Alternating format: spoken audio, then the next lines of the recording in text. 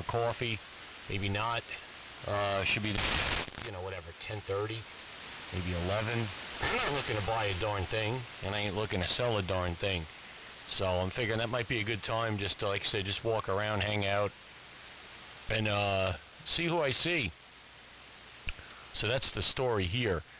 Because as you know, a lot of the AMers are older, and a lot of them don't, go anymore, or don't plan on going, just because they got other things or health ailments, and the car ride's an issue, or bathroom stuff, just whatever, So I'm kind of like, man, I probably should get my ass up there and meet a bunch of the guys, while the getting's good. So we'll see. I think it's like 60-40, almost like a lead solder, a 60-40 mixture that I'm leaning towards going. So anyway, stupid analogy, but you get what I'm saying. So anyway, WA3VJB. I got 2 of those beers left, Paul. I drank 2 so far. Those suckers are good. KD2BRM. Yeah, they're rich. They really are rich. I always thought that the Guinness Stout was kind of a meal. I could only drink one of them at a time because they are so rich. And these are a close approximation to that kind of substance. It really goes down with some tangible quality to it. I don't know if they're going to be widely distributed year-round or whether it's another seasonal beer or just what. But I found them, they had, 2 full cases and 1 opened case at my liquor store. My beer guy told me about him. I've actually got this guy's cell phone, and he'll text me with a label of some beer he thinks I'll like. He's been right 10 out of 10 times. And so I get a hold of this one, and it's like, oh, yeah, there it is, sure enough. So I'm glad you're enjoying them. That's good.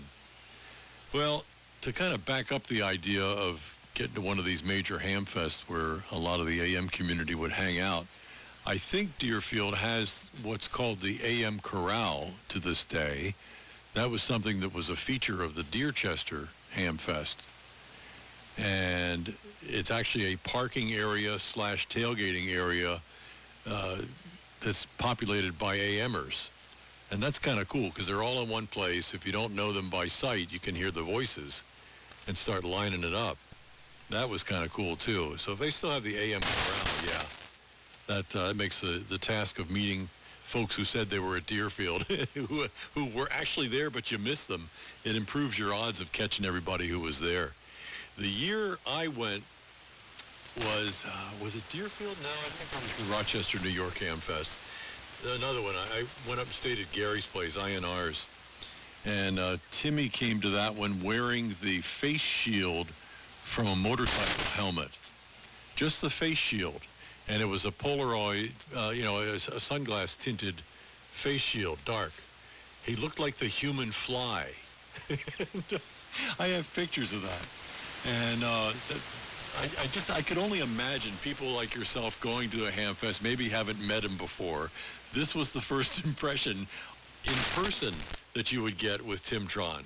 And of course, it's very consistent with his persona on the air. So no, there wasn't any discrepancy involved. But the human fly. Yeah, that stands out.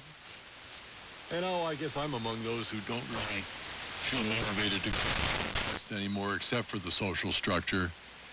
I've been going to ham fests since, 74, 75. I went to my first Dayton ham fest in 75.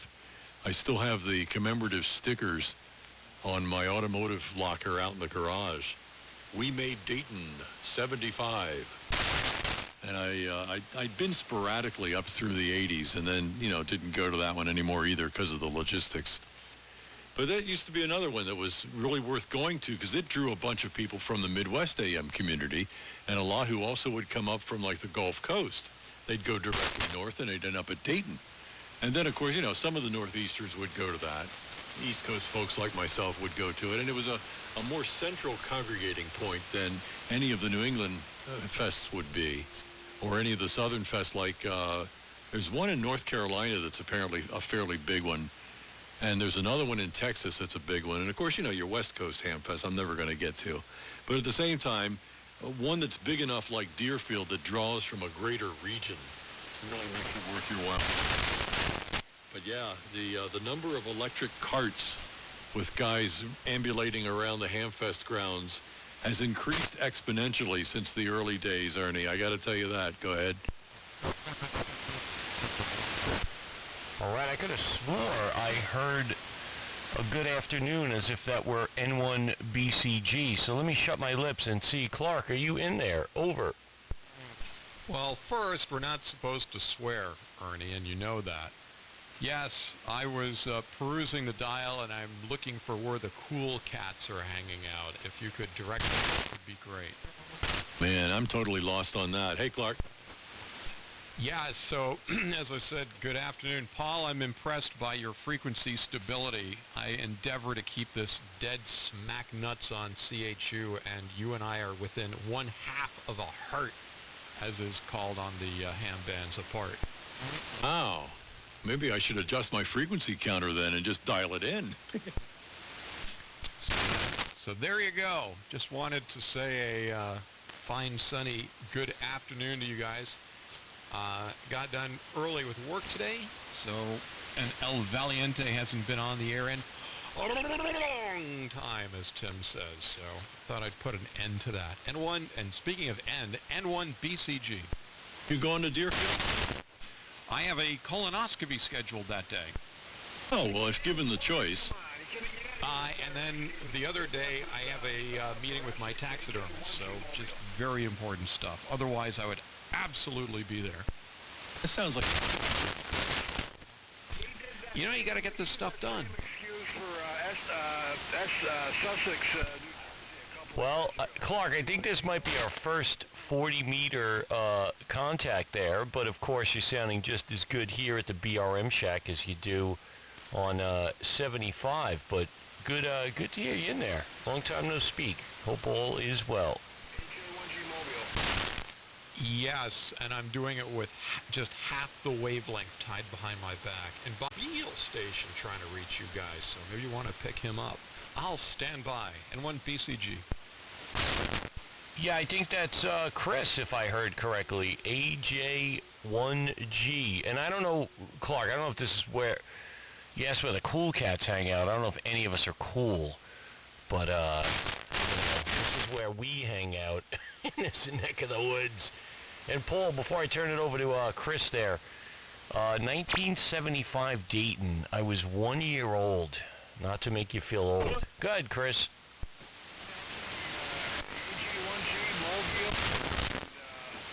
I'm not going to Nearfest. I do not have a colonoscopy scheduled. However, we just got a call from our contractor for heat pumps that we're delayed until July while the compressors magically showed up and they want to install it. They got all sorts of crap to do to get ready for it, including rigging the house for contractors with, construction paper all over the floors and everything else. So Nearfest is definitely by the boards, and Clark, you got to come up with a better excuse. You used the colonoscopy excuse for Sussex back in, I think, 2021, AJ1G Mobile.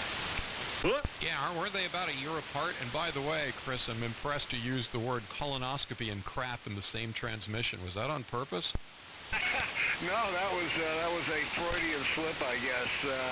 Anyhow, as a matter of fact, if you're on Medicare, unless you're high risk, it's every 10 years.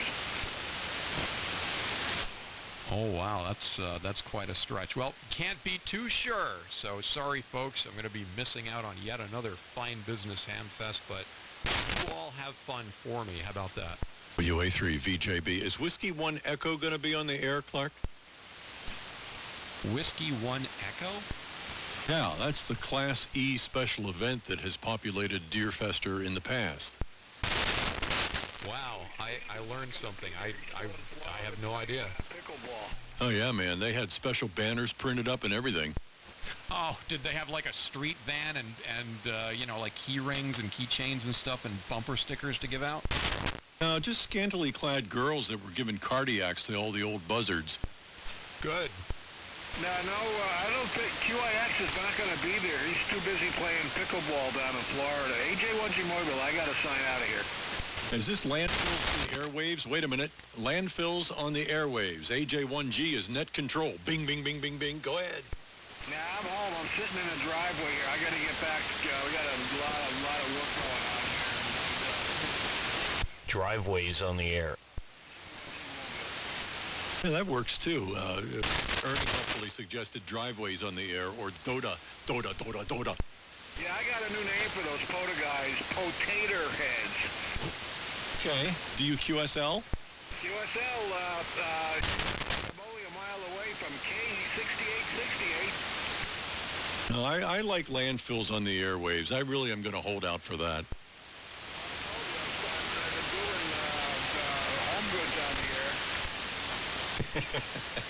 All right, Chris, we'll catch you again. Yeah, Clark, I forget what year that was that Steve had put up the Class E demo station. He had a nice banner printed up, and they drew quite a crowd. Well, I'm sure with Steve's technical prowess, he'll have like a hologram of himself there this year. So don't put that past him. I'm predicting that. Hey, by the way, Chris, before you skittle off, I have Barstool copy on you. So that remote setup you've got going there is doing I would even say even a double plus fine business. And my favorite is Stota. Yeah, Stota. Strip clubs on the air. That doesn't work out right, but anyway, that I think should be talking about creating cardiac. That would be the place to be doing a special event. A hand fest? Is that what you said? Did I say that? Well, Clark, that could be Skoda, right? SC Strip Club on the air, Skoda. And Paul likes to do park toilets, which is like Patota. So there you go. We're getting creative here. Like it. This is a great flight.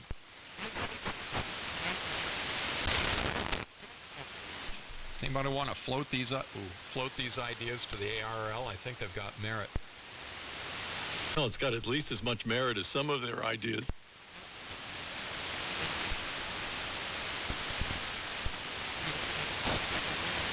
Clark, are you using the same aerial wiring for here, or did you put up a dipole or something different for 40 meters?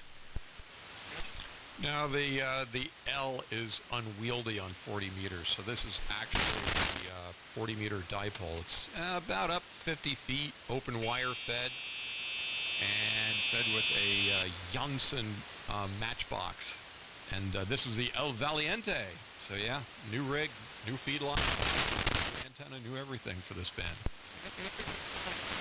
Oh, well, very good. I mean, the band is a little bit up and down, but you're anywhere from 10 to 20 over and sounding traditionally Clark-esque at the BRM Shack. So awesome. Yeah, 40's been playing real good. I know you're probably not, well, I shouldn't say I know. I'm guessing you're probably not on the air as this early normally, but traditionally, so far up to this point of the year, I don't know how the summer's going to be with more daylight and all that kind of jazz, but 40's been real good, Jesus, for like the last, I don't know, 6 months. There's been lots of cats here, licensed cats, that is, on 40. So this has been like a fun hangout while 75 was kind of, I guess, kind of in the turlet.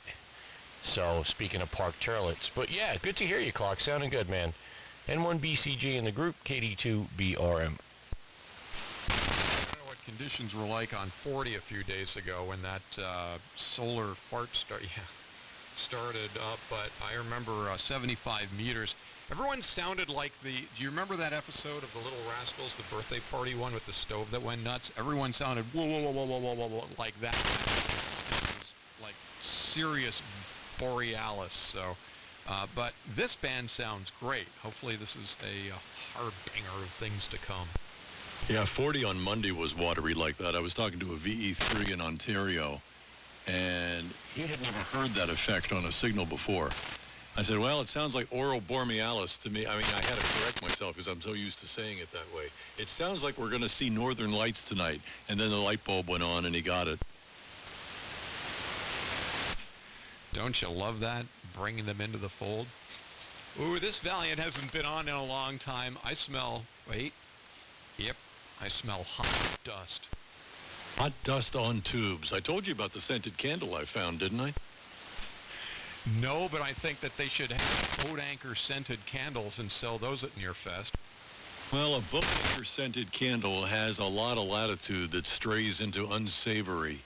Now, Hot Dust on Tubes, the Yankee Candle Company, I've been trying to recruit them to make something like that to match the smelly candles that pan out in the house. I'll just light one or two here and there we go. Man, you could be running an FTDX 5000 and have that candle going and be like, smells like my Collins. Yeah, as a matter of fact, that's amazing. Actually, can you imagine that a scented candle, you get them in two different scents. One is restored boat anchor, and the other one is boat anchor from a heavy smoker's shack. Ooh, yeah. And then there's the other one. If you have a lot of mil-spec gear, it's got the MFP designator. Yeah, and then the retired broadcast transmitter one has the PCB scent. Well, tragically, most broadcast transmitters that have crossed my transom have smelled like tobacco smoke, because those were the days. Oh, hell yeah. When a friend of mine, also an engineer, and I had to resuscitate a 5-kilowatt DA, which had been dark for 364 days. Hey, no pressure, right? By the time we got done at that transmitter shack, the mildew and water-soaked carpet stank of cigars, and not the same brand of cigar, so it was quite the cigar lounge. But we got that bastard back on the air and saved the license. And won BCG, speaking of licenses. Yeah, that's a winner. I don't know so much about this cigar blend that you had going. I think one was Toto El Mundo and another I forget. It was... yeah, it was a long...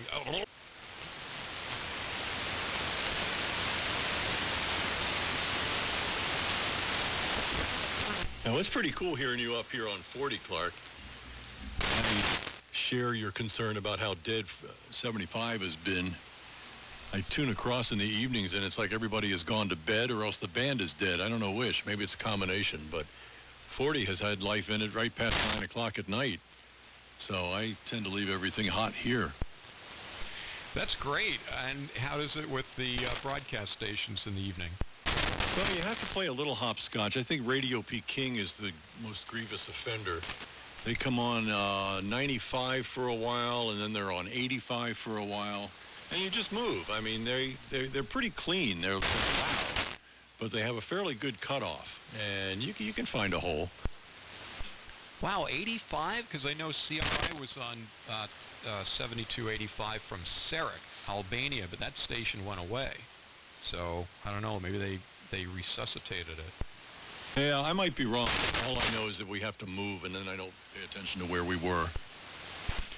Well, all right. Thing, Paul, if you notice, is with the sun-up later. Right. You know what happens obviously, on 75, or at least I know in the first part, there's like this... With the sun-up later, like, I don't hear any broadcast stations coming in head off to dinner right out there, and everyone talks about 10-7, and no one does. And the second shift comes up, so it's sort of like the afternoon show ends at 6 p.m., and then right after the, ID, the transmitters get pulled. So...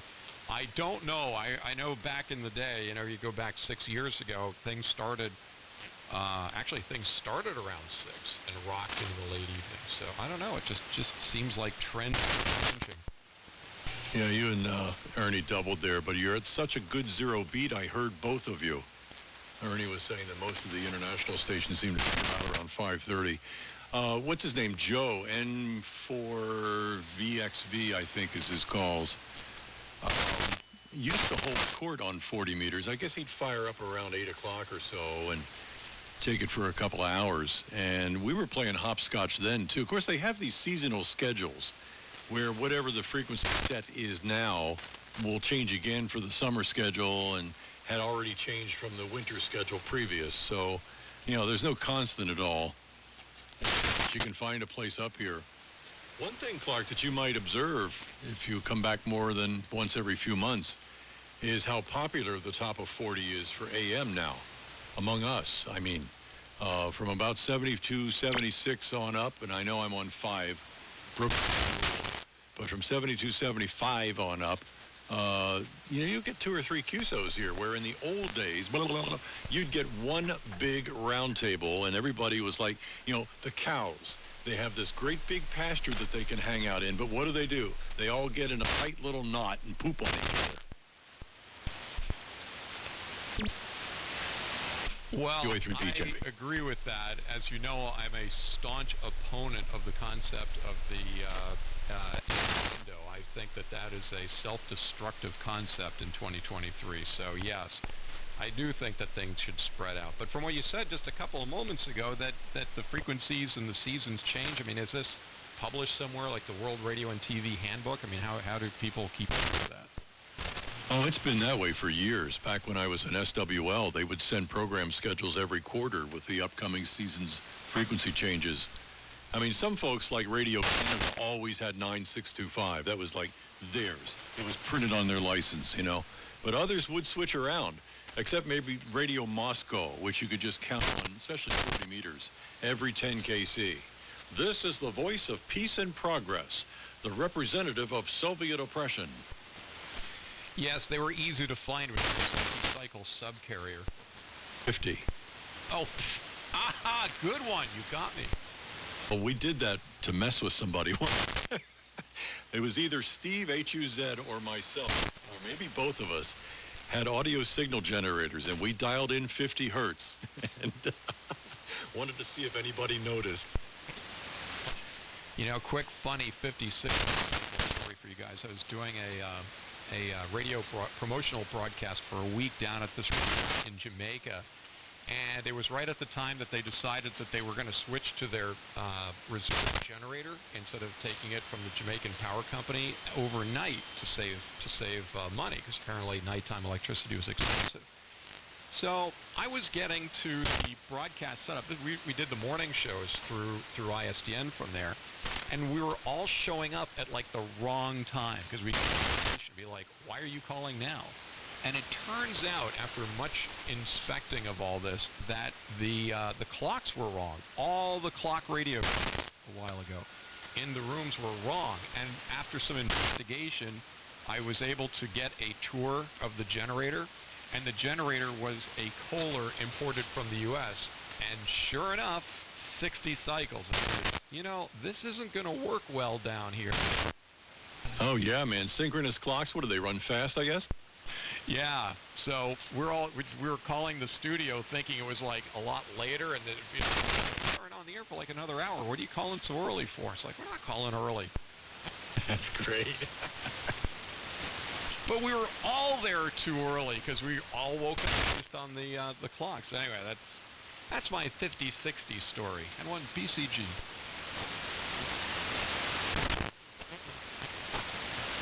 Yeah, that's good. Yeah, there's static crashes. I just heard that one too. I was telling Ernie, this seems closer than it ought to be. I'm gonna go look at the weather map here and see if I've got any local stuff to the antennas about. These are of that magnitude. Yeah, well, unless things change, Paul, it seemed like it was kind of between you and I. Yeah, there's something gnarly, just like northeast of you. I guess due east of Wilmington, there's some ugly red cell, I guess, that just kind of picked up there. I think for the most part everything looks pretty good, but it's whatever. It's spotty. Well, I'm not even going to say what I was going to say, but anyway. There's one at Glen Burnie, which is northwest of Annapolis. That's close. It's got the orange and the red in the middle. Let me get in here. I'll be back in a while. This will clear out, it looks like. WA3VJB. Good to hear you, Clark. Glad you're in there. Yeah, Paul, good to talk to you again. 734 now.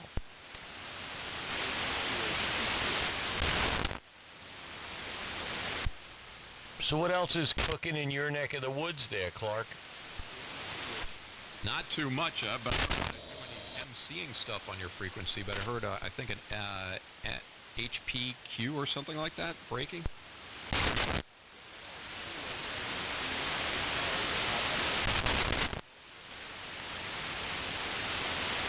You need contacts. Yeah, I hear someone in the noise here. If you got him, grab him there. Go ahead. All right. Well, you've got N1 BCG, November 1, Bravo Charlie Golf. This is Clark, C-L-A-R-K, standard spelling, and I'm located in southwestern Connecticut, Greenwich, Connecticut.